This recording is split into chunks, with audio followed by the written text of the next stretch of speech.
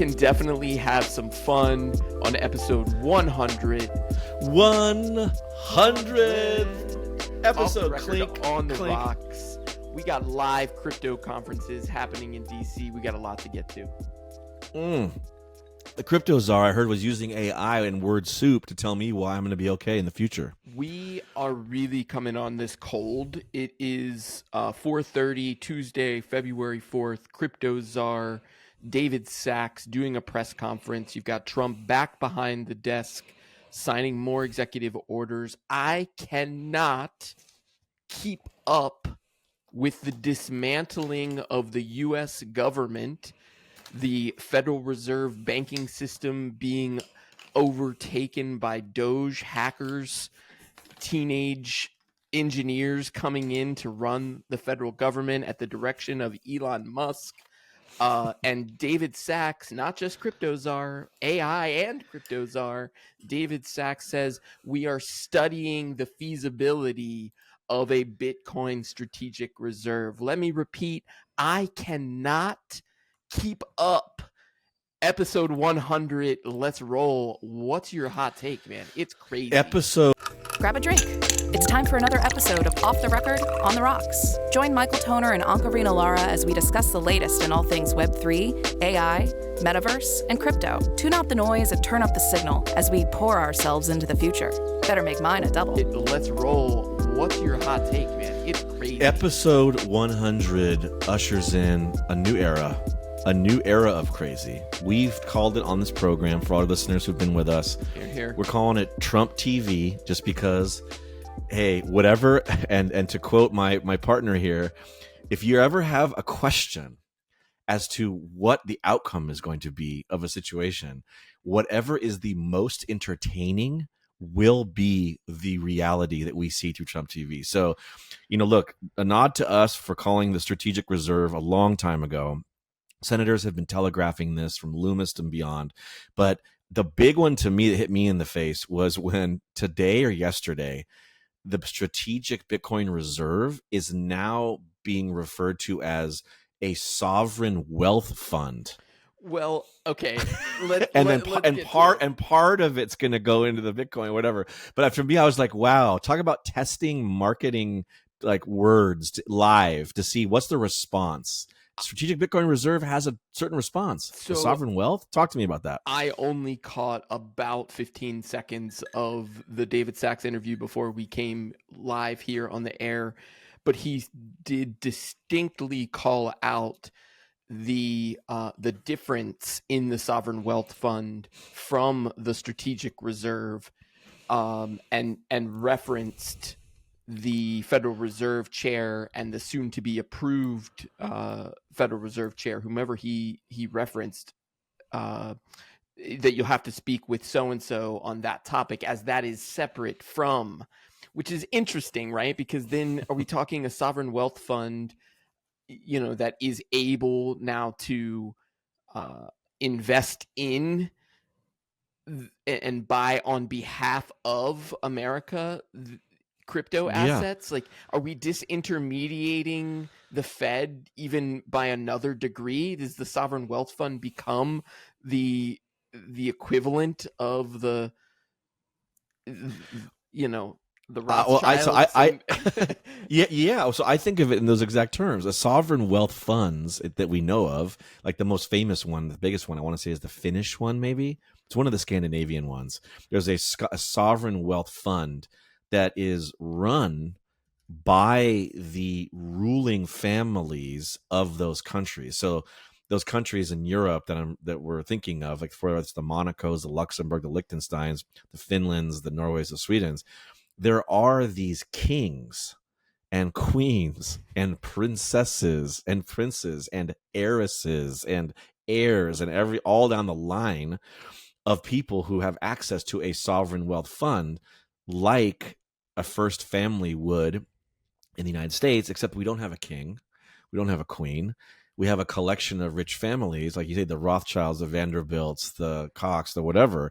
So it's kind of commingling to me these two concepts in a way that artificially creates this royal aspect to the United States when you start talking about sovereign wealth funds, which is very clever because it creates all these contradictions, like direct contradictions to our elected democratic government, but also these subtle contradictions when you start to split the hairs, because maybe I get you with the strategic Bitcoin reserve. Maybe I get you with the new sovereign wealth fund, and maybe I get you with, just tapping my pal Michael Saylor, who's now running the first Bitcoin treasury company. And there's all these people saying all these words. I feel like it's part feeling out just the energy of the country and the world. Like, how tolerant are we? Would we be okay with that? But then also at the same time, seeing who steps up, who are the people who line up saying, well, that sounds like a great idea. I would like to help run it. I'm because we're seeing in sovereign wealth funds. This sounds it sounds really exciting to me. But the sovereign wealth fund, I'm thinking, dovetails in this really crazy way. We haven't had a chance to talk about this, but because if you look at sovereign wealth funds around the world, they aren't just it's not just a bunch of Swedish kroner that are in the sovereign wealth fund, right? The sovereign wealth fund owns real estate, real world assets, the RWAs, which are suddenly becoming hot news. I haven't talked about that yet. Yeah. We'll tease that. But it could have land. It could have a canal and rivers that you gate for trade. It could have a company, right? It could be like the National Bank of Sweden. It could be a business because the king has a brother-in-law who runs a bread company. They could own the equivalent of Panera, but in Sweden, in this fund. So if you think of the sovereign wealth fund as something bigger and greater than just this little tiny thing called the strategic Bitcoin reserve, what's in that? Well, this is just Bitcoin. Maybe some XRP slipped in, but that's about it. But then you go over here and you're like, well, no. This is a sovereign wealth fund. Sovereign wealth fund. You come over here, and what's in the sovereign wealth fund? Well, I don't know, Michael. 15% Bitcoin, 20% oil, 2% pork bellies, and 12% TikTok. What? Could the American sovereign wealth fund own a company? Own TikTok. This was the breakthrough headline for me. This was the one that actually made me pay attention to this sovereign wealth fund. Could a sovereign wealth fund allow the United States to buy TikTok? It's like they're going to fractionalize the ownership. They're going to tokenize the ownership of this company. And now all of America, you're welcome. We all get to own a piece of this sovereign wealth fund, which owns, thank God, it owns TikTok. And if you're a TikTok creator, or dare I say influencer, then there's a model that we've all seen. It's called the iPhone App Store model. And the iPhone App Store model is we have apps that we sell you. And when you buy an app, for each dollar, Apple just goes ahead and takes 30 cents of that dollar. You want to buy a song for $1? We'll take 30 cents of that dollar.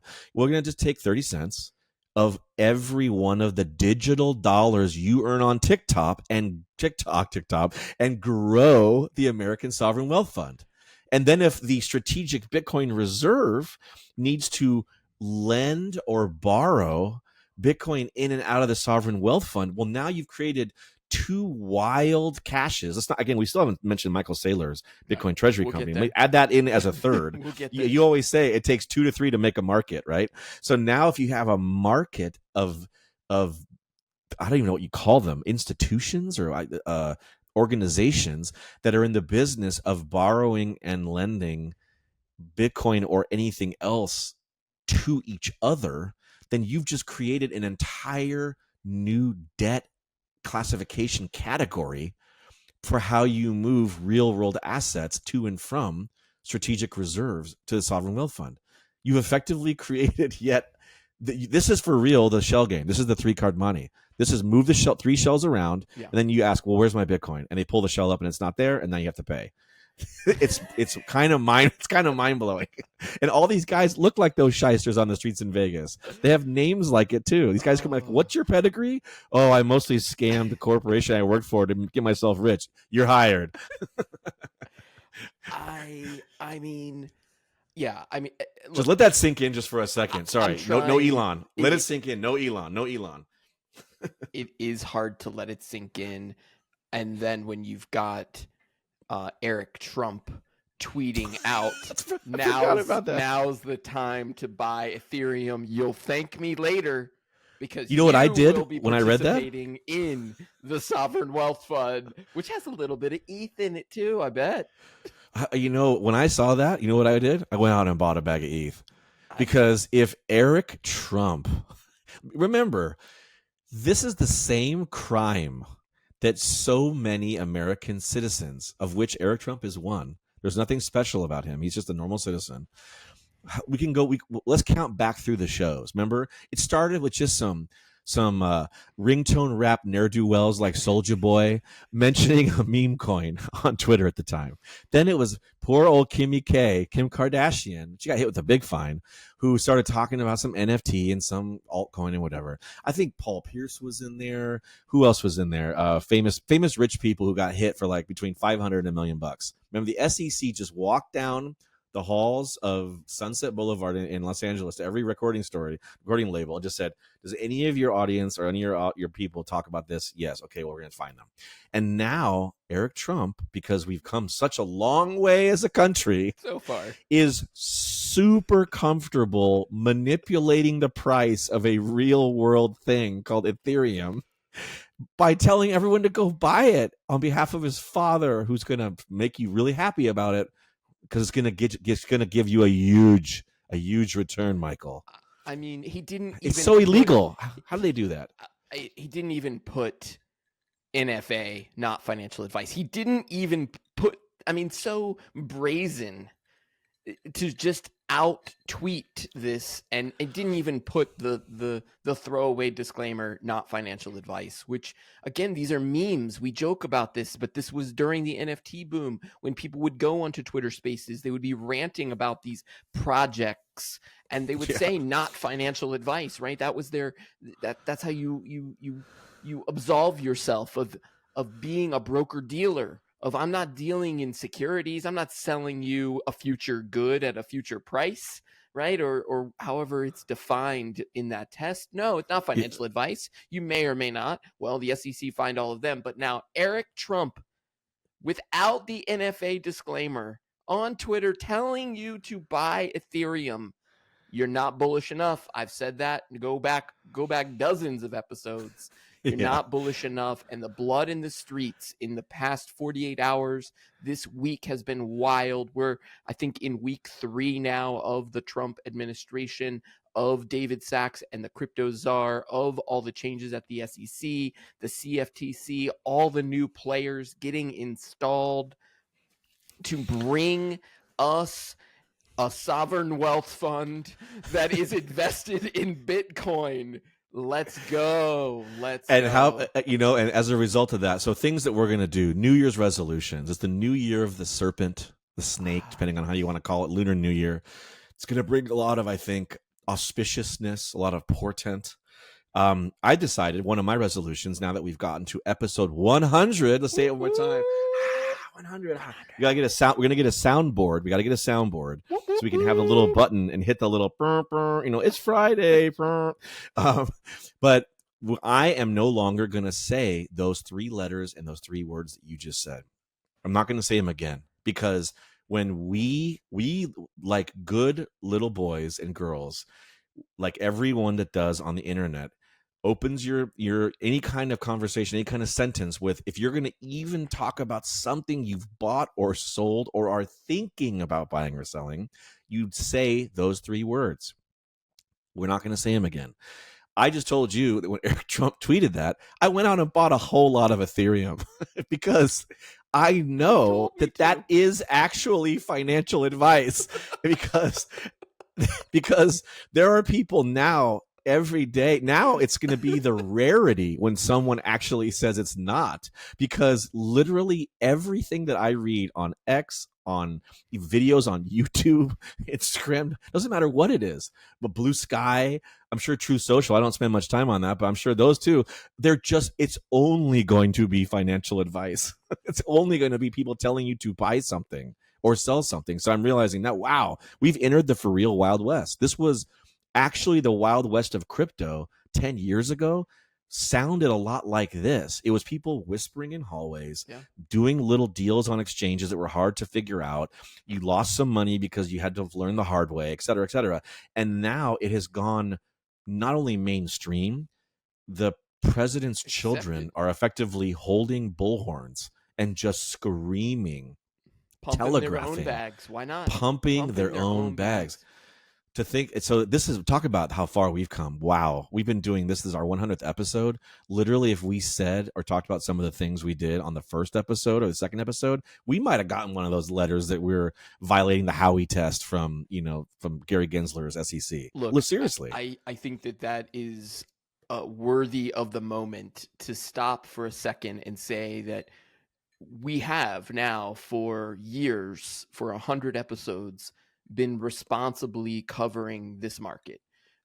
We talk about it at a global scale. We talk about it from a regulatory scale. We talk about it from a business operations, functional use of these tools, from blockchain, crypto, the use of artificial intelligence. What that means for the volume of transactions that can occur on these blockchains. Like, we've talked about all of this stuff, and we've done it so responsibly.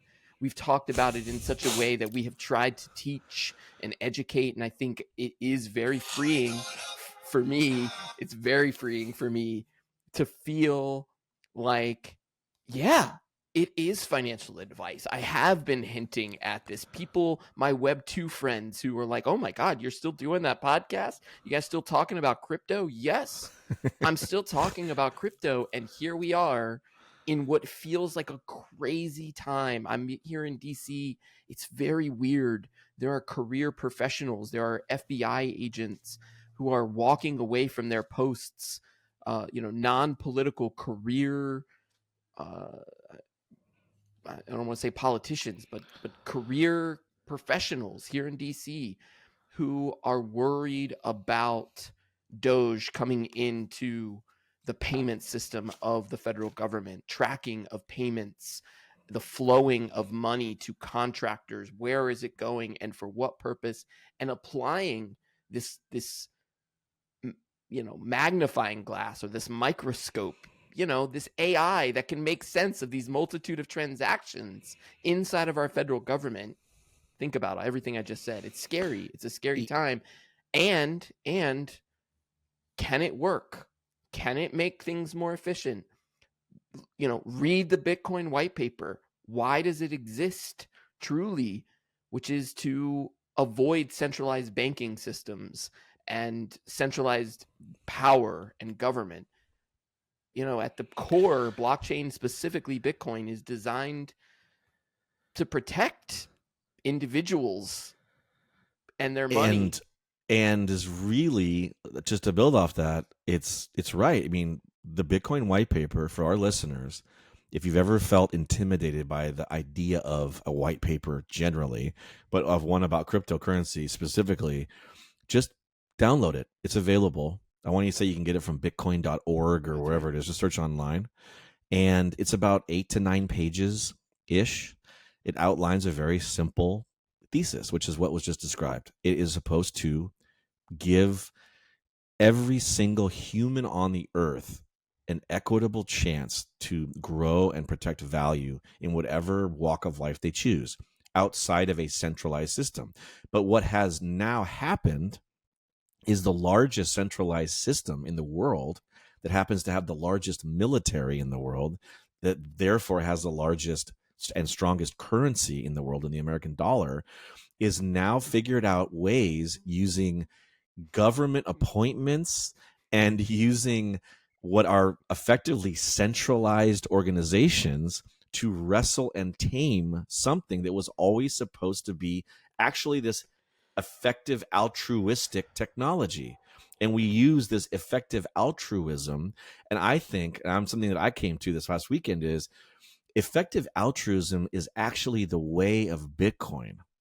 And they've taken this core concept, the AI community, and are now trying to ram that concept into AI, which I don't want to go too far off the path here to AI, but it basically means like, yeah, there are single or a dozen or pick the number of humans, very small number, who work on Elon Musk's Doge team, and they were just given unfettered access to the entire database of the United States Treasury to do the altruistic thing and help bring efficiencies and not, let dare we say, I don't know, take a photograph of some of the data. They call that a snapshot in tech. Take a little snapshot and maybe accidentally give it to someone who's working on, oh, I don't know, Tesla, and say, how can we utilize this data to better target potential Tesla buyers? Let's just say that at the tip of the weird iceberg. Yeah, when you give data to a private citizen, by the way, who's not even an American. I think How in the world is that not the hottest episode right now on Trump TV? Does that mean, unpack that for me? How is it that that's okay across the boards? I don't think that narrative is breaking through.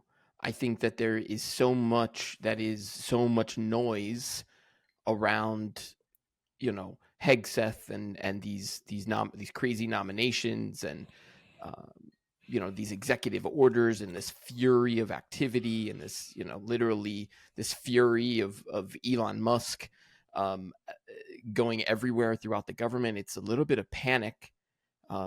People, it's a power grab in the space and time, in that it's only February 4th and that it's the third week. It's like grab as much as you can, get into every system as fast as you can before anyone can figure out, is this even okay? Or, they gave Elon a new title, like special government employee, because whatever distinction, it wasn't giving him enough access to get to, to the keys within the Treasury. Well, yeah, you say it like you or me as a private citizen cannot see or do anything with my other 3-word sentence that everyone loves, the matters of national security, where you are giving a citizen, not even a natural born citizen, an unelected foreigner, the level of access that officials likely in places like, oh, I don't know, the Pentagon have never even gone. And look, I've been in corporations when there's been a shakedown, right? You're in a corporation, you're in a division. You and I both worked in the big corp worlds. And there's always someone who comes in. It's a new CMO, it's a new CEO, it's a new CFO, it's a new C-suite somebody, right? And they say, well, I have an idea. We can immediately cut 8% of costs if we just look at this and this and this. Because I was a hero at my last company. I'm going to be a hero here too. I'm a genius. I do this all the time. All right, what's the plan? Well, we're going to cut meetings by 5 minutes across the boards. So you can't book an hour meeting or a half-hour meeting. It's got to be 55 minutes or 25 minutes, because that gives people time to walk between meetings and we won't waste time. Oh, okay. Sounds good. What else? By the way, we also need to see everyone's receipts for when you do business travel, because we want to know where you're staying and what you're eating and who you're entertaining. And that's what everyone's like, oh, wait a second. And all you're thinking about are like the 3 lobster rolls that you ate by the jacuzzi 2 weeks ago at the whatever hotel that you weren't supposed to, and said there were 2 people there that weren't there. And now you're like, oh, they won't find it because that's just a bunch of receipts I taped to a piece of paper and sent into HR. Today, it's just Elon and a bag of grok golems and goons who are running around and turning on these little AI agents. And they're like, hey, listen, you ate 40 lobster roll sandwiches in the last 2 months. And none of those people were actually at those meetings. You're effectively and altruistically been riffed. Well, to explain, I mean, these people are shaking they're probably shaking because of their bar tabs. They have no idea how deep it's going to go. Look what we sound like, though. Listen to our voices. Listen to the words now you're saying, because now we're saying, and I started down my original monologue of saying, can it actually work? And I think like what you're getting at is there is a ton of waste. Of course. And there's definitely people putting crazy, $3,000 room charges with booze and lobster on the government tab that they shouldn't be doing. And one way to get to the ins and the outs of one agency paying the left hand, paying the right hand, the Department of Commerce paying the DOD, the Army paying the Navy paying the Marines paying the Treasury. I don't know. You can't make sense of it. It's too hard to follow. But the moment you've got a chain, a blockchain tracking all of those internal transactions, you can see where the bits go. You can see where the Satoshis flow to, out of the left hand, out of the right hand, and now do that at scale, applying Grok's bag of tricks to figure out where the opportunities for efficiency are. I have no doubt that that is where Doge is going, that is the plan. That is how you can apply the rules of startup efficiency and capital expenditure from a technical world to the US government at scale. And now the AI, American made AI, will be the one scanning that data. So when you say, Americans and the biggest story and giving up your data, part of me is like, yeah, I mean, I saw the data breach from the, Equifax 6 years ago. I know my Amazon password's been leaked 17 times. I don't know. Maybe there is some other room for efficiency within these government systems where that capital can be saved. Now, the problem is, where does that capital then get expensed to? Where does it flow to? Or are we just going to ship it out the back door and buy more Bitcoin with it? Well, and yeah, you just said it when you were talking about the Marines paying the Air Force and they're paying the Treasury. That's exactly the circle you want to build with the Strategic Bitcoin Reserve, the Sovereign Wealth Fund, and a company that's a Bitcoin Treasury. The tokenomics of it all.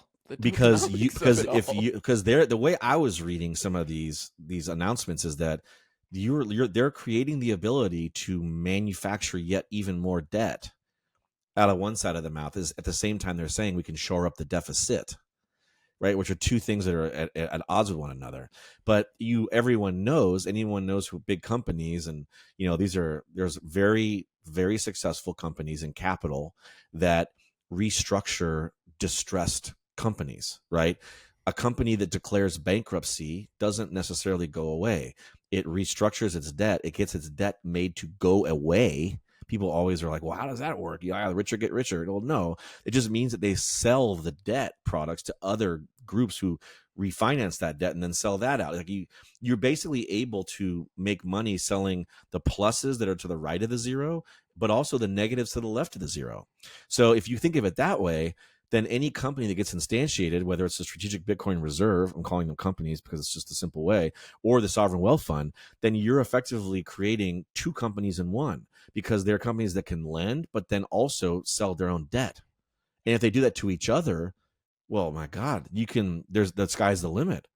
And so when you think about the blockchain as it applies to Doge and Elon's efforts to make transparent this obfuscated, the hiding of receipts and all the what do they call it? The pork in the bills, all the extra stuff that gets kind of tacked on. And Elon's going to come in and really find a way to squeeze that back down to say, no, a true bureaucracy should not be so bloated. Okay, there's probably something true in that, kind of, sort of. But at the same time, the Sovereign Wealth Fund and the Strategic Bitcoin Reserve, while will have to have elements that are on the blockchain, are definitely not going to be transparent to the American people. Right. And the big question mark will be whether or not Elon and the Dogers can even get in and take a peek. There's certain things I'm wondering, like you said, there's a lot of noise and news that's coming out that prevents us from seeing what's really going on, which is there's a small team of people being led by a non-American billionaire who is trying to get access to as many data sets as it can before someone finally says, wait a second, this seems wrong. And even today, there was now a suit. They're suing. The Treasury is suing Elon Musk for wrongful data access. And of course, what does that mean?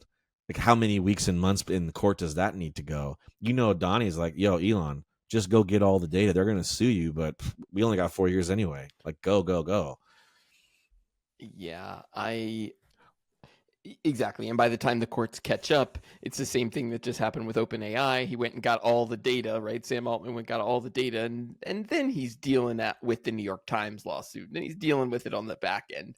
And I think the same data ingestion now happening, not just the data from the internet, but the data from the Americans, from the humans inside of these federal systems, now being ingested and no doubt being used for training data inside of some US based artificial intelligence.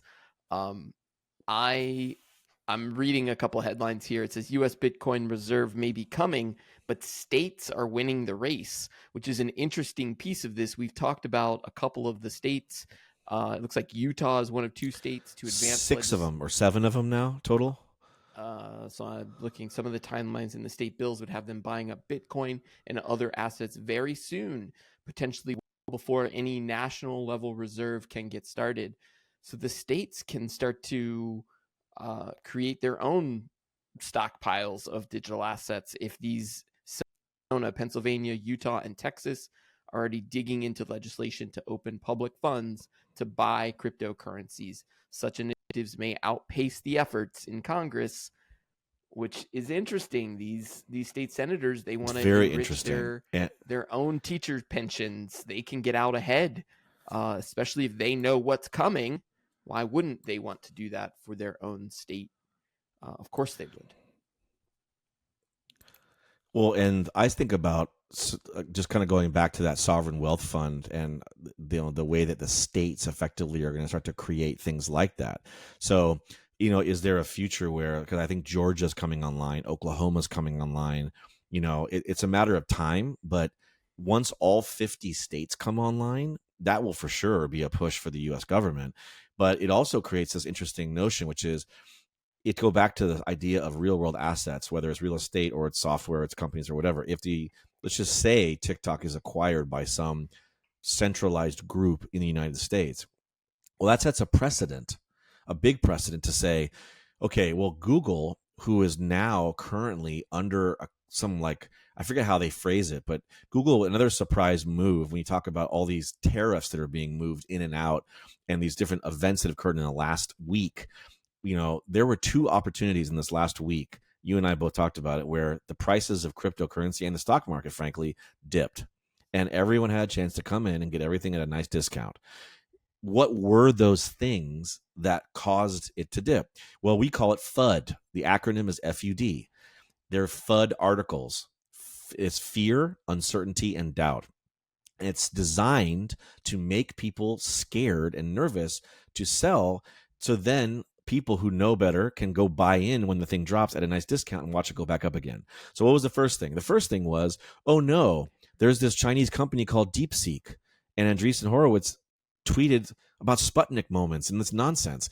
And all of a sudden everyone's like, wow, in 2 months with $6 billion, they beat OpenAI. Sell, sell, sell. And everyone did, but we didn't. We just waited till it went down and bought. And then miraculously, Sam Altman says, hey, everyone, don't worry. We like this idea of open source, and we've been behind in embracing it. By the way, here's chatgpt.gov, and now everything's fine, and that goes back up again.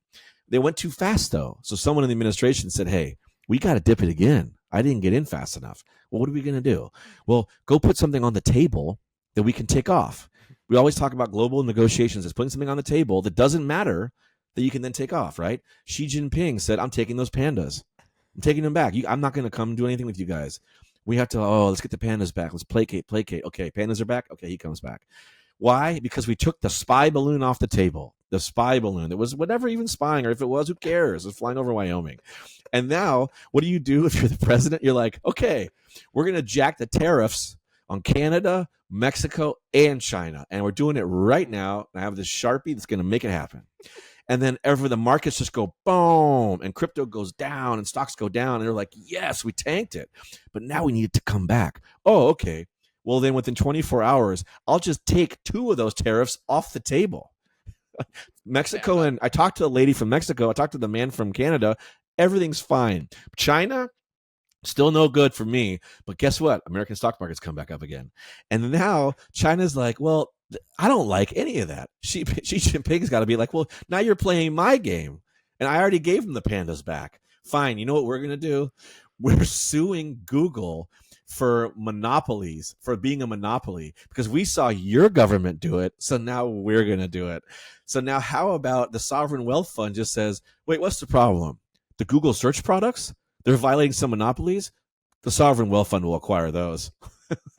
You can't sue the sovereign wealth fund because it's not a private company. So we're just going to go put everything that people like want to go tamper with in our sovereign wealth fund. Hey, maybe we should buy Xbox.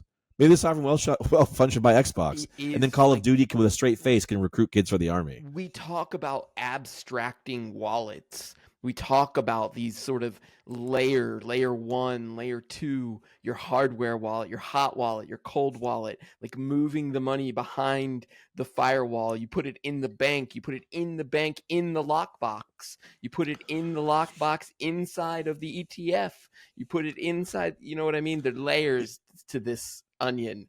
And when you just described these assets, these American-owned assets, I mean, this has been the kind of the lesson, I think, to the American people is that America has to own TikTok. Like we have to own the social media. I think people generally now get this is serious, that even Trump had to work with them in order for the app to work after he got elected, and thank God he did it, because America has to own TikTok. Well, where do we have to own it? I think we probably need to keep it in our sovereign wealth fund so that nobody else can get it. These are American-owned technologies. This is American AI. It's got to be in the American sovereign wealth fund because it's sovereign. So the definition of ownership, the IP that it has, the data that it has, all has to be contained, self-custodied. Otherwise we own nothing. Yeah, that's exactly right. Is when you think of Google and Microsoft and Apple and Netflix, all the original FANGs from the FANG companies, FAANG, everyone thinks they're so powerful, except all it requires is one phone call. We learned from Mark Zuckerberg from the Biden administration to censor information.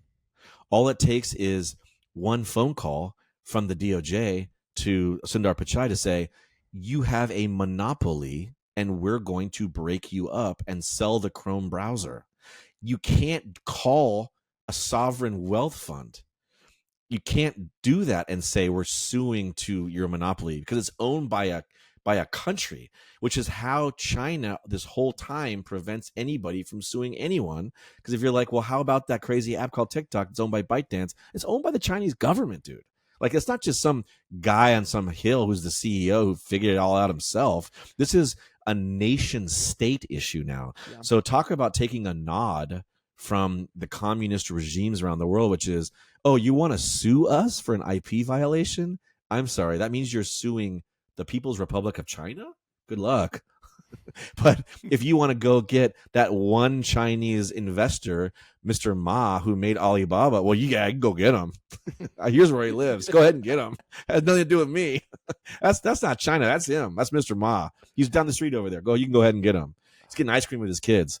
So as soon as you start thinking about that, then why wouldn't the sovereign wealth fund just own Chrome? Shouldn't the United States have a United States browser for our American AI to run in?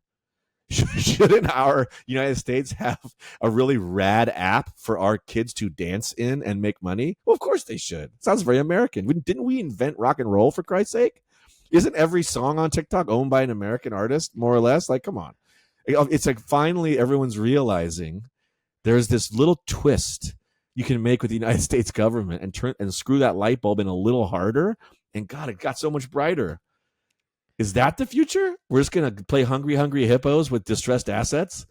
I mean, it's very strange, weird, dystopian thing that the U.S. government becomes, or the sovereign wealth fund, like the most largest and most diversified, powerful tech company in the process.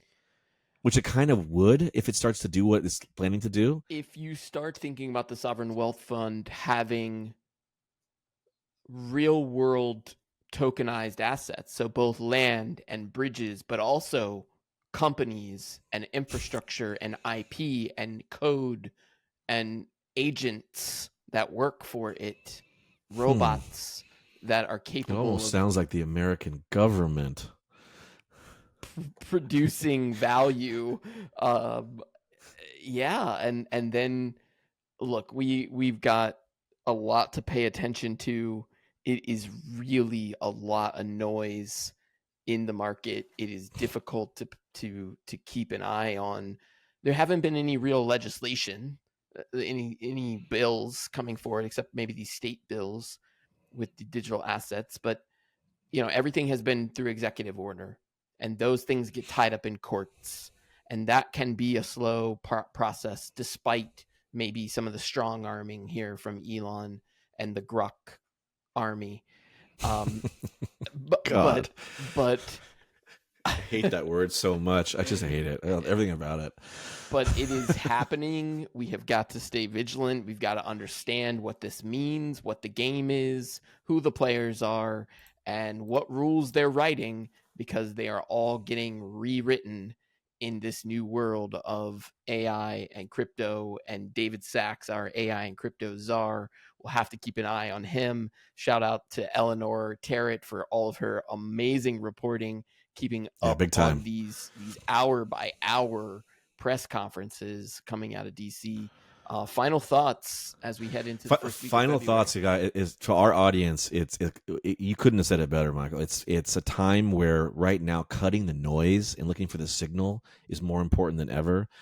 A story that I know triggers people, gets people all wound up. Those are the stories, when you read them, that are covering up other things that are happening. So one for us to put a pin in for next week, because I kind of want to see what comes of it. But who else loves Bitcoin? Our friend Bukele, who runs El Salvador, who has used thermovolcanic energy. Remember, he's pouring water into molten lava to create steam to turn turbines to mine Bitcoin. Has been doing so for years and has declared Bitcoin his national currency. And now he is opening up a 40-something thousand person jail. So we're talking Guantanamo 2.0 for real. And it's going to open up in El Salvador for the purposes of us putting all of our new age enemy combatants, or however they designate people. Just think about that for a second, and how many human rights activists and how much noise and energy that's going to chew up. All the while, why would El Salvador do that? Maybe there's a transaction that's occurring between one of our new Bitcoin funds and the country of El Salvador. And maybe you're going to see the United States paying other countries to do some of our dirty work in a very overt way. That is what I want to keep an eye on, because I'm thinking that is going to be something that will draw everyone's ire, read attention, and allow Elon and the Grok monkeys to go running around running roughshod all over our damn democracy. So keep an eye out for that, everybody. That's the stuff that's going to crush us. It has been a pleasure, sir. We will do it again. Here's to 100 more. 100 more. Let's go. Cheers. So good to talk to you. Next week, sir. Bye-bye. That's all the time we have for this episode of Off the Record, on the Rocks. Join us next week for more news and all things Web3. Check, please.